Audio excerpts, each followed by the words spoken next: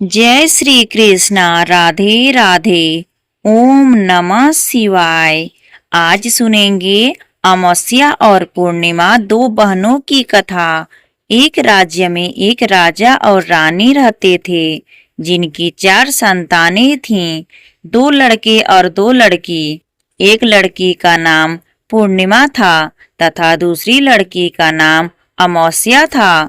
पूर्णिमा घर के कामों में निपुण थी और घर का पूरा काम करती थी और भगवान की पूजा अर्चना भी किया करती थी। इसके अतिरिक्त वह गौ माता की सेवा भी किया करती थी। और उसकी दूसरी बहन अमावस्या ना ही घर का काम कोई करती थी, ना ही भगवान की पूजा अर्चना करती थी और ना ही गौ माता की सेवा करती थी। पूर्णिमा सर्वगुण संपन्न थी। फिर भी राजा और रानी अपने दोनों बेटों तथा पुत्री अमावस्या को ही प्यार किया करते थे और वह पूर्णिमा से प्यार नहीं करते थे। उसके साथ भेदभाव करते थे। राजा के चारों पुत्र और पुत्री धीरे धीरे बड़े हो रहे थे। जब वे बड़े हो गए, राजा अपने दोनों पुत्रों का विवाह योग्य कन्या के साथ करा दिया। इसके बाद रानी ने राजा से कहा कि अब दोनों पुत्री विवाह के योग्य हो गई हैं और इन दोनों का विवाह भी करा दो, लेकिन पुत्री अमावस्या का विवाह किसी बड़े खानदान में कराना और पूर्णिमा का विवाह किसी गरीब परिवार में कराना, क्योंकि पूर्णिमा को केवल भगवान की पूजा पाठ करना ही पसंद है और गाय की सेवा करना पसंद है। अब रानी ने राजा को दोनों पुत्रियों का रिश्ता तय करने के लिए भेज दिया। राजा ने अपने पड़ोसी राज्य में जाकर वहां के राजा के पुत्र से अमावस्या का रिश्ता तय करा दिया और वहीं पास के गांव में जाकर एक गरीब परिवार के लड़के से पुत्री पूर्णिमा का रिश्ता भी तय करा दिया। यह सारी बात जानकर राजा ने अपनी रानी से बताया तो रानी यह सोचने लगी कि अब देखते हैं कि भगवान इसकी मदद कैसे करते हैं। यह बहुत ही पूजा पाठ करती है और भगवान में मगन रहती है।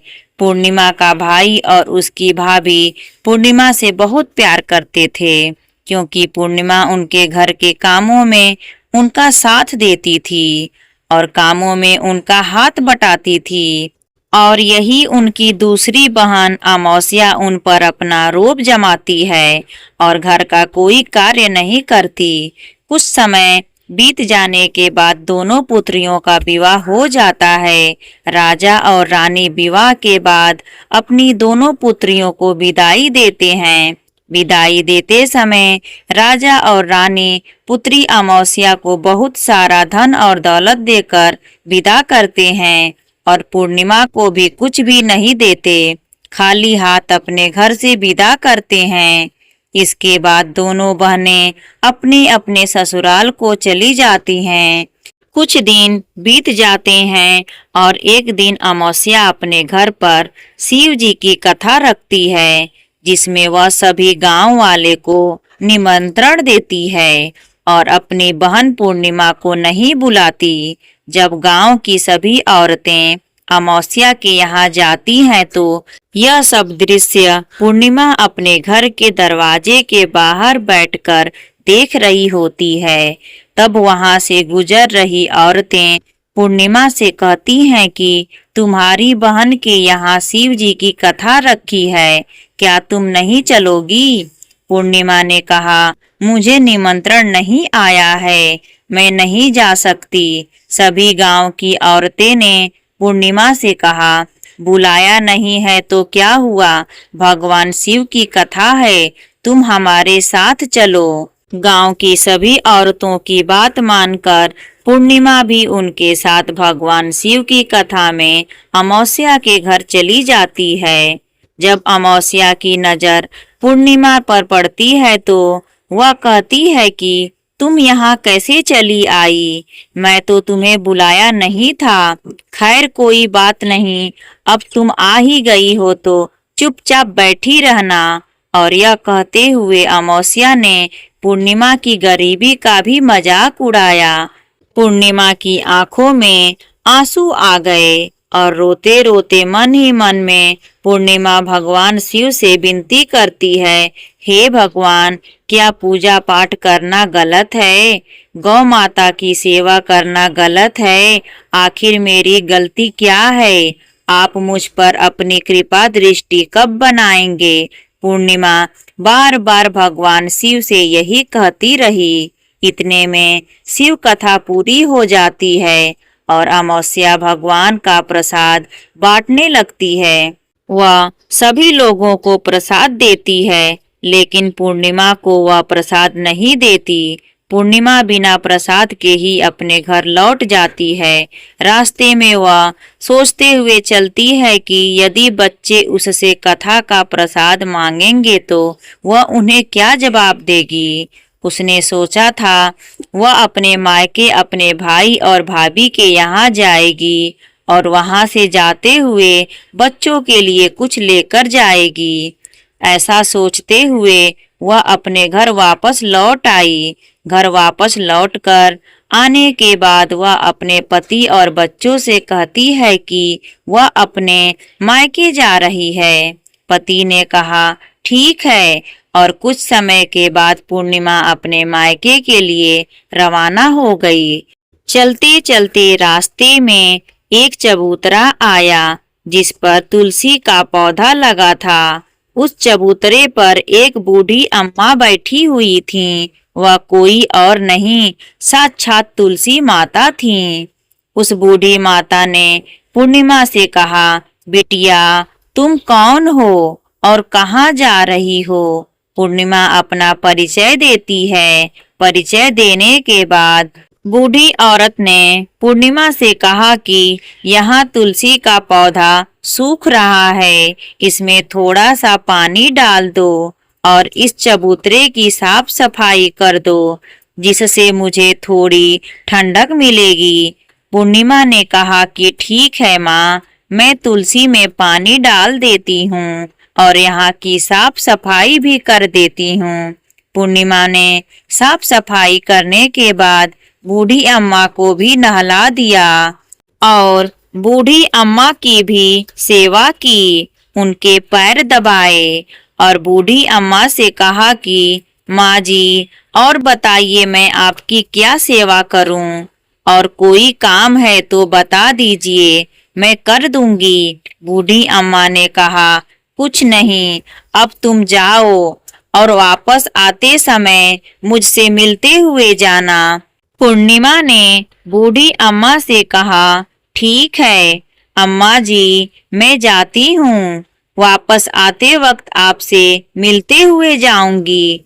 कुछ समय आगे चलने के बाद एक शिव मंदिर आया। वहां पर उसे एक बूढ़े बाबा मिले जो मंदिर के बाहर बैठे हुए थे।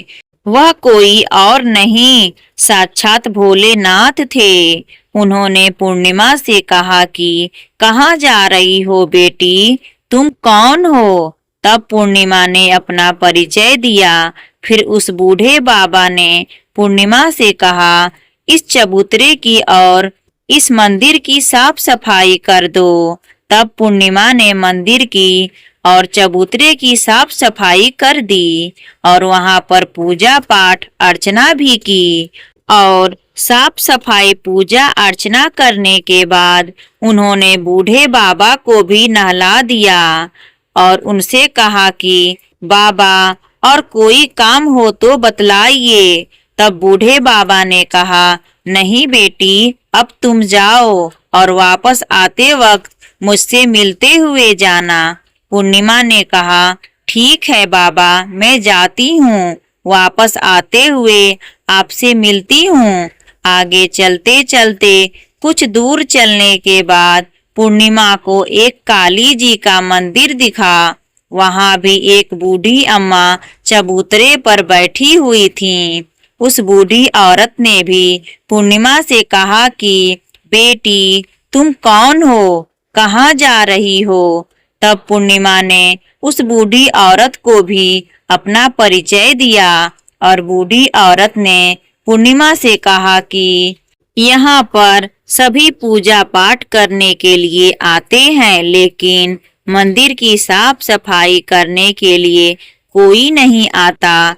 इसलिए तुम मंदिर की और चबूतरे की साफ सफाई कर दो। पूर्णिमा ने कहा, ठीक है माता जी। और पूर्णिमा मंदिर की और चबूतरे की साफ सफाई कर देती है और पूजा पाठ भी करती है और माता जी का श्रृंगार कर देती है और उस बूढ़ी अम्मा को भी नहला देती है और बूढ़ी अम्मा के पैर दबाती है और कहती है कि सभी काम हो गया है माँ जी, और कोई काम हो तो बतलाइए। बूढ़ी अम्मा कहती हैं कि नहीं बेटी, अब तुम जाओ, लेकिन वापस आते वक्त मुझसे मिलते हुए जाना। पूर्णिमा कहती है, ठीक है माँ, और वह आगे चल जाती है। आगे चलते चलते एक नदी आती है। वहां पर भी एक बूढ़ी अम्मा बैठी रहती हैं और वह कहती हैं कि बेटी, तुम कौन हो और कहाँ से आई हो। उसे भी पूर्णिमा अपना परिचय देती है और बूढ़ी औरत पूर्णिमा से कहती है कि नदी पर स्नान करने तो यहाँ पर सब आते हैं, लेकिन यहाँ की साफ सफाई कोई नहीं करता, इसलिए तुम इस किनारे पर साफ सफाई कर दो। पूर्णिमा कहती है कि ठीक है माँ जी, और वहाँ की साफ सफाई कर देती है और उस बूढ़ी अम्मा के पैर दबाती है और कहती है, माँ जी, और कोई काम हो तो बतलाइए। बूढ़ी औरत कहती है कि कुछ नहीं बेटी, तुम जाओ, लेकिन वापस आते वक्त मुझसे मिलते हुए जाना। और वह नाव में बैठकर नदी के दूसरे किनारे पहुंच जाती है और वहां अपने मायके के घर पहुंच जाती है। वहां पर पूर्णिमा के भाई और भाभी उसे देखकर बहुत खुश हो जाते हैं और वे पूर्णिमा की बहुत खातिरदारी करते हैं और उससे बहुत सारी बातें करते हैं और कहते हैं कि बच्चों को भी साथ में लेकर आती तो बहुत अच्छा होता। अब कुछ समय के बाद पूर्णिमा ने वापस अपने ससुराल जाने को कहा तो उसकी भाभी ने उसके लिए एक साड़ी दी और थैलों में बच्चों के लिए कपड़े और खाने पीने की चीजें रख दी और कहा कि तुम बहुत दिनों के बाद आती हो। और पूर्णिमा की भाभी ने यह थैला पूर्णिमा के हाथ में दे दिया और कहा कि जाओ और जल्दी वापस आना। इसके बाद पूर्णिमा वहां से अपने ससुराल के लिए रवाना हो गई और उसी नदी के किनारे पहुंची और नाव में बैठकर दूसरे किनारे पर उतर गई। वहां पर उतरने के बाद उसे वही बूढ़ी अम्मा मिली जो साक्षात गंगा मैया थीं। उस बूढ़ी अम्मा ने पूर्णिमा को एक थैला दिया और कहा, इसे तुम अपने घर जाकर ही खोलना। अब पूर्णिमा के पास बहुत से थैले हो गए थे। उन्हें लेकर पूर्णिमा वहां से रवाना हुई। आगे कुछ दूर चलने पर काली माँ का मंदिर आया। वहां पर काली माँ बूढ़ी माँ के रूप में विराजमान थीं। उन्होंने कहा, आ गई बेटी पूर्णिमा। पूर्णिमा ने कहा, हाँ माँ जी, मैं आ गई। तो काली माँ ने उसे एक थैला दिया और कहा, तुम यह थैला अपने घर जाकर ही खोलना। अब पूर्णिमा के पास 3 थैले हो गए थे। तीनों थैले लेकर पूर्णिमा आगे बढ़ी। कुछ दूर जाने पर शिव जी का मंदिर आया, जहां बूढ़े बाबा के रूप में शिव जी स्वयं विराजमान थे। बूढ़े बाबा ने कहा, पूर्णिमा, तुम वापस आ गई। पूर्णिमा ने कहा, हाँ बाबा, मैं वापस आ गई। बूढ़े बाबा ने भी पूर्णिमा को एक थैला दिया और कहा, यह थैला तुम घर जाकर ही खोलना। पूर्णिमा ने कहा, ठीक है बाबा। अब पूर्णिमा के पास 4 थैले हो गए थे। अब पूर्णिमा 4 थैले कैसे ले जाती। उसने एक पुरानी साड़ी निकाली और उन सभी थैलों का एक गट्ठा बना लिया और सिर पर रखकर वहां से रवाना हो गई। कुछ दूर जाने के बाद उसे तुलसी माँ बूढ़ी औरत के रूप में मिली और कहने लगी, पूर्णिमा तुम आ गई। पूर्णिमा ने कहा, हाँ माँ जी, मैं आ गई। वह बूढ़ी औरत भी उसे एक थैला देती हैं और कहती हैं कि यह थैला तुम अपने घर ही जाकर खोलना। पूर्णिमा कहती है, ठीक है माँ जी। अब पूर्णिमा के पास 5 थैले हो गए थे। पूर्णिमा वहां से रवाना हुई और वापस अपने घर पहुंच गई। पूर्णिमा ने अपने बच्चे को नीचे रखा और सबसे पहले अपने मायके का थैला खोलकर देखने लगी। उसमें बच्चों के लिए अच्छे अच्छे कपड़े, खाने पीने की चीजें और कुछ गाने भी थे। पूर्णिमा ने कपड़े अपने बच्चों को दे दिए और खाने पीने की भी चीजें दे दी। बच्चे यह सब पाकर बहुत खुश थे। अब पूर्णिमा ने दूसरा थैला खोला जो उसे गंगा मैया ने दिया था। उसमें ढेर सारे हीरे, जवाहरत, सोना, चांदी आदि थे। इसके बाद पूर्णिमा ने तीसरा थैला खोला जो उसे काली माँ ने दिया था। उसमें बहुत सारा सोना और श्रृंगार का सामान भरा हुआ था। उसके बाद पूर्णिमा ने चौथा थैला खोला तो जो उसे भगवान शिव ने दिया था। उसमें बहुत सारा धन संपत्ति और खुशियां भरी हुई थी। उसके बाद पूर्णिमा ने 5वां थैला खोला जो उसे तुलसी माता ने दिया था। उसमें चावल, दाल और 7 प्रकार की खाने की चीजें भरी हुई थी। अब पूर्णिमा के घर में किसी भी चीज की कमी नहीं थी। उसका घर धन्य धान्य से भरा हुआ और परिपूर्ण था। अब पूर्णिमा और उसका परिवार सुखपूर्वक जीवन व्यतीत करने लगा। अब पूर्णिमा के मन में विचार आया कि क्यों न शिव जी की कथा करवाई जाए। उसने शिव जी की कथा करने के लिए एक कार्यक्रम रखा और गांव के सभी लोगों को निमंत्रण दिया। वह घर घर जाकर सभी को बुलाने लगी। पूर्णिमा अपनी बहन अमावस्या के घर भी गई और उसे भी शिव जी की कथा में बुलाया। जब अमावस्या पूर्णिमा के घर शिव जी की कथा में आई तो उसने देखा कि पूर्णिमा के घर में किसी भी चीज की कोई कमी नहीं है। इतना सारा धन दौलत देखकर अमावस्या आश्चर्यचकित हो गई। उसने पूर्णिमा से कहा, तुम्हारे घर में इतनी धन दौलत कहाँ से आई है। पूर्णिमा ने कहा, देख बहन, तुमने शिव जी की कथा में मुझे नहीं बुलाया था, फिर भी मैं चली आई और तुमने मुझे प्रसाद तक नहीं दिया, मेरी गरीबी का मजाक भी उड़ाया। उसके बाद मैं अपने घर आ गई और सोच रही थी कि अपने मायके जाऊंगी। फिर मैं वहां चली गई और जो कुछ घटनाएं वहां घटी वह सब कुछ मैं तुझे बताती हूँ। तो अमावस्या कहती है, तुम भी मुझे प्रसाद मत दो और मुझे डांट लो। लेकिन पूर्णिमा ने कहा, यह तो भगवान का प्रसाद है, मैं तो सबको दूंगी और तुझे भी दूंगी। फिर भी अमावस्या ने प्रसाद नहीं लिया और वह सीधे अपने घर चली गई।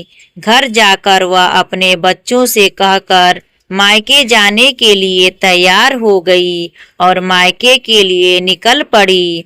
उसे भी रास्ते में चलते हुए तुलसी माता मिली जो चबूतरे पर बूढ़ी माँ के रूप में बैठी थीं।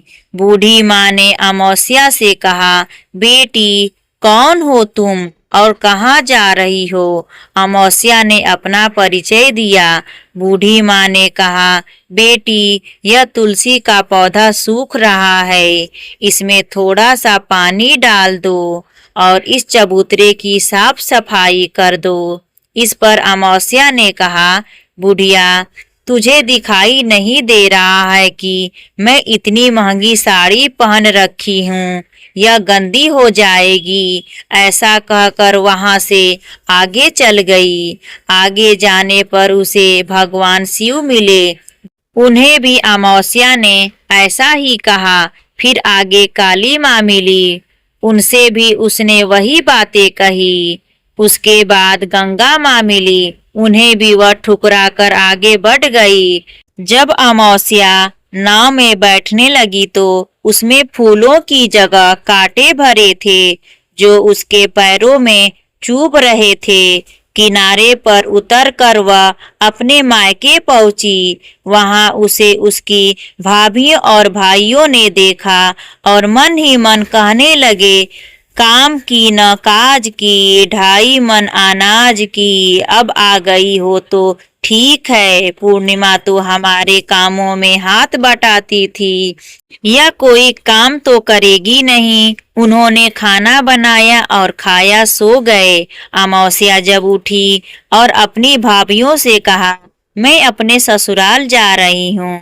उन्होंने कहा, ठीक है, जाओ। अमावस्या बोली, पूर्णिमा को तो तुमने एक थैला दिया था, मुझे कुछ नहीं दोगे क्या? भाई और भाभी ने कहा, तुम घर जाओ, थैले तुम्हारे घर पहुंच जाएंगे।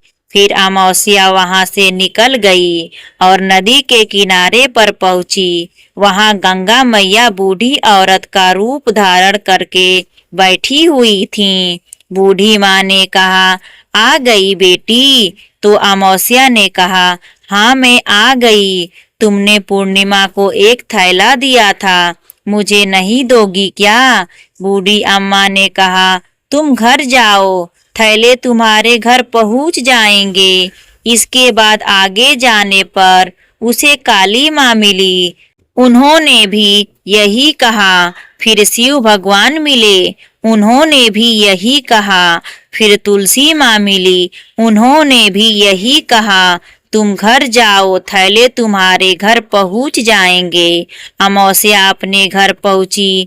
आंगन में देखा तो वहां पर 5 थैले पड़े हुए थे। अमावस्या ने मन में सोचा, अब तो मेरे पास भी बहुत सारा धन दौलत आ जाएगा। जल्दी जल्दी उसने सभी थैले खोले। किसी में मिट्टी थी, किसी में पत्थर, किसी में कंकड़ और किसी में कोयला। उसे मायके से भी कुछ नहीं मिला था। इन थैलों में कुछ भी नहीं था। अमावस्या दौड़ती हुई पूर्णिमा के घर गई और कहने लगी, तुझे तो इतना सब कुछ मिला, मुझे कुछ नहीं मिला, आखिर क्यों? तो पूर्णिमा कहती है, जब मैं अपने मायके जाती हूँ तो अपनी भाभीयों के साथ मिलकर काम करती हूँ, उनकी इज्जत करती हूँ, लेकिन तुम ऐसा कुछ नहीं करती, इसलिए वे तुम्हें क्या देंगे? इसके बाद तुमने गंगा मैया को ठुकरा दिया, काली माँ को भी, अपना भगवान शिव को भी, इसलिए उन्होंने भी तुम्हें कुछ नहीं दिया। अमावस्या कहती है, बहन मुझे माफ कर दो, मैंने तुम पर हमेशा अत्याचार किया है। मुझे कुछ नहीं मिला तो कोई बात नहीं, मैं भी भगवान की भक्ति करूंगी और सब कुछ प्राप्त कर लूंगी। मुझे इन सब चीजों का रहस्य बताओ। तो पूर्णिमा ने कहा, तुम 3 सूत्र का ज्ञान ले लो और उसकी कथा करना। पहले सूत्र में दया मांगना, दूसरे कथा में मांगना और तीसरे सूत्र में 108 बार ओम नमः शिवाय का जाप करना। भगवान ने ये सूत्र दिए हैं, इन्हें अपने हृदय में बसा लेना। मैंने भी इन्हें अपनाया और सच्चे मन से भगवान की भक्ति की, तभी भगवान ने मुझे यह सब कुछ दिया है। तुम्हारे पास जो कुछ भी था वह सब खत्म हो गया।